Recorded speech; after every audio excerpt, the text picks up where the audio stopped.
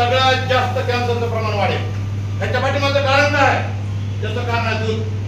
आज जनावर राहिले नाहीत, म्हशी राहिले नाहीत, परंतु आज दुधाचं प्रमाण वाढत आहे. दूध कुठून येत आहे? पूर्ण केमिकल पासून दूध तयार झाले. आज आपल्या बाळाला लेकरा बाळाला ते पाजायला आज त्याच्यामुळे सगळ्यात जास्त कॅन्सरचं प्रमाण वाढलेलं आहे. आज प्रत्येक ठिकाणी दूध पावणा गेलं तर चहा करतात ते चहामध्ये केमिकलच आहे, त्याच्यामुळे हे सगळ्यात प्रॉब्लेम जास्त आहे.